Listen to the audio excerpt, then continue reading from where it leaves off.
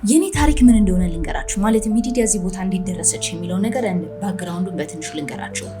እኔ ማለት 12ኛ ክፍል ማትሪክ አልመጣልኝም። እኔ ማለት ዩኒቨርሲቲ ስገባ 2 ጊዜ ወድቄያለሁ። እኔ ማለት ዩኒቨርሲቲ ዲግሪ ለመውሰድ አንድ ኮርስ ሲቀረኝ ድሮፕ አውት አድርጌ ወጥቻለሁ።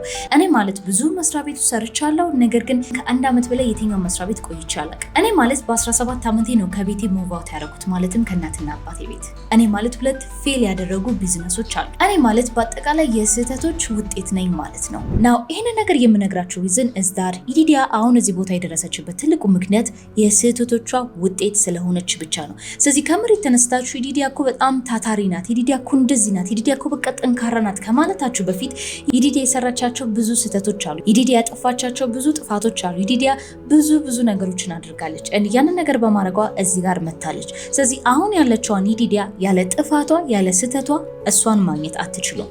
ብዙ ሰዎች እኔን ጥያቄ ጠይቁኛል። ማለትም እንዴት ነው እንዳንቺ ጠንካራ መሆን የምችለው? እንዴት ነው እንዳንቺ ጎበዝ መሆን የምችለው? እንዴት ነው እንዳንቺ ቆራጥ መሆን የምችለው ይሉኛል። ደግሞ እንዴት አድርጌ ነው እንዳንቺ እዚህ ደረጃ መድረስ የምችለው ይሉኛል። እውነቱን ለመናገር ለእነዚህ ሰዎች አንድ ጥያቄ ብቻ ነው ያለኝ። እሱ ምንድነው?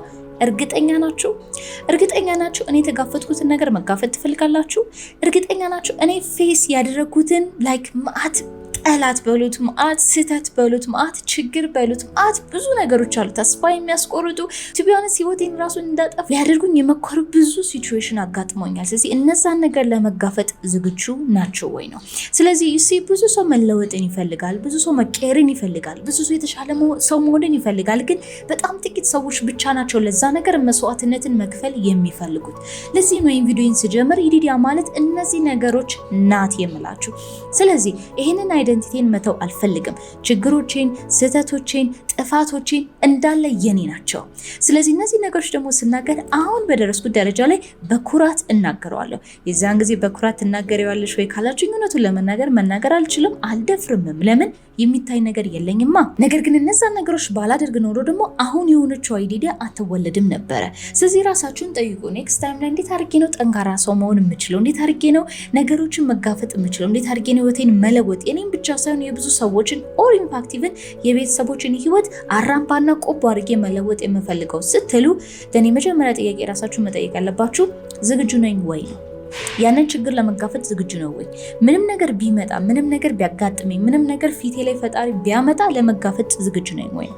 ናው ከዚህ በፊት ስነግራችሁ እንግዲህ አንድ ታሪክ ሁልጊዜ አነሳለሁ ራይት፣ መጽሐፍ ቅዱስ ላይ የኢዮብን ታሪክ ሁላችሁም ልታውቁት ትችላላችሁ። ማለትም ምን ያህል ብዙ ነገር ያለው በጣም የተባረከ ሰው እግዚአብሔርን የሚወድ ነገር ግን የሆነ ታይም ላይ ሰይጣን መጣና ፈተነው።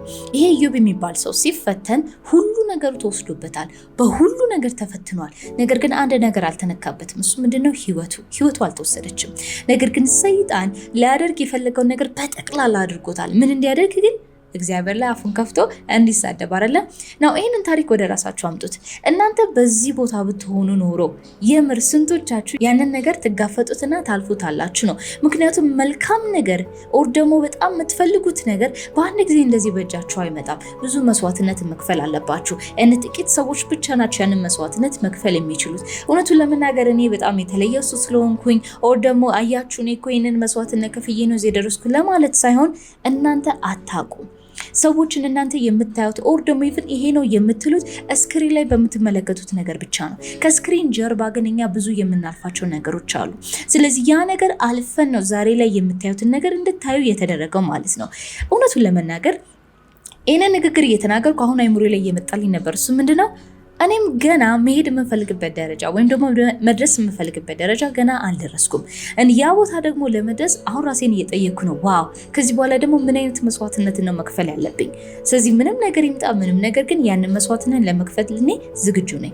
የምሬ ነው የምላችሁ። ምክንያቱም እውነቱን ለመናገር ብዙ ነገር አጥቻለሁ። ራሳችሁን ጠይቁ። የምታጡት ነገር ምንድን ነው? ሉዝ የምታደርጉት ነገር ምንድን ነው? ምን ይባላል መሰላችሁ? አንዳንድ ሰዎች ሲናገሩ ምንም ነገር ከሌላችሁ የምታጡት ነገር የለም።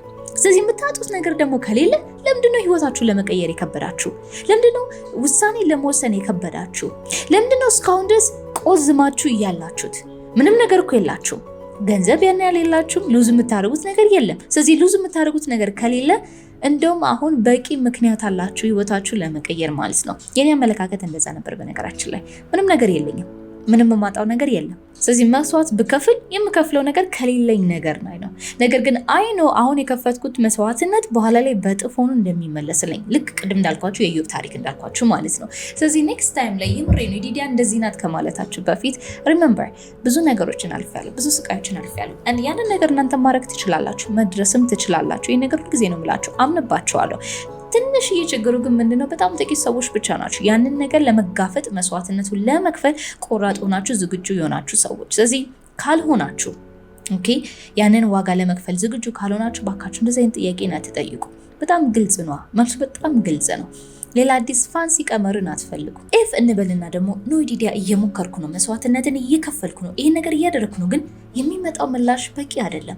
ማለትም እያደረኩ ያለሁት ኤፈርትና የመጣልኝ ያለው ውጤት ምንም ሊገጣጥምልኝ አልቻለም ካላችሁ እውነቱን ለመናገር ደግሞ የዛ ምላሽ አሁንም በጣም ቀላል። እሱ ምንድነው መሰላችሁ? ሁላችንም ብንሆን የዘራነው ነው የምናጭደው አይደለ? ስለዚህ አንድ ሰው እንበልና በሳምንት 3 ቀን ጂም እየሄደ ኦንሊ ለ30 ደቂቃ እየሰራ ለምንድነው ጡንቻ የሌለኝ ብሎ ለምንድነው ጡንቻ የሌለኝ ቢልና ሌላ ሰው ደግሞ በሳምንት 4 በሳምንት 5 6 7 ቀን እየሄደ ለ2 ሰዓት ጂም ውስጥ የሚሰራ ሰው ካለ ከሁለቱ ሰዎች ውጤቱን ቶሎ የሚያገኘው የትኛው ነው?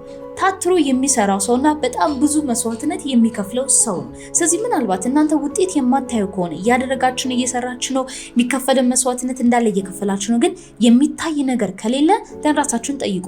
የሚከፈለው ነገር የሚታይ ነው ወይ? አሁን እየከፈላችሁት ያለው መስዋዕትነት እውነታችሁን ብቻ ነው ማድረግ የምትችሉት? አሁን ያላችሁ ማንነት የዛሬ 6 ወር፣ የዛሬ 1 ዓመት፣ የዛሬ 5 ዓመት ያደረጋችሁት የውሳኔ ውጤት ነው። ስለዚህ አሁን ላይ ባላችሁ ህይወት ደስተኛ ካልሆናችሁ ደን ይሄ ውሳኔ የዛን ጊዜ ነው የተወሰነው። ስለዚህ አሁንም የዛሬ 6 ወር፣ የዛሬ 1 ዓመት፣ የዛሬ ምናምን ጊዜ ውጤቱ ተለይቶ ማየት ከፈለጋችሁ፣ የተሻለ ህይወትን ማየት ከፈለጋችሁ ደን አሁን ላይ የምትዘሩትን ዘር ማየት አለባችሁ። ምክንያቱም አሁን ላይ ዘራችሁትን በኋላ ታጭዳላችሁ ብያለሁ አይደል? ደን በኋላ ላይ ማጉረምረም እንዳይኖርባችሁ ማለት ነው። ስለዚህ እውነቱ ለመናገር አሁን ያላችሁ ማንነት ልክ እንደዛው ነው። ይሄንን በራሴ ስላየው ነው ሁልጊዜ ራሴን ጠይቃለሁ። ለምንድን ነው ይሄ ነገር የሌለ? ለምንድን እንደዚህ ያለው ነው እላለሁ። ግን ራሴን ስጠይቅ የሚገባው መስዋዕትነት ከፍለሻል፣ መደረግ ያለበትን ነገር አድርገሻል። እውነቱን ለመናገር አላደረኩም። ስለዚህ እናንተ ብትሆኑ ይሄንን ነገር አንደርስታንድ ማድረግ አለባችሁ።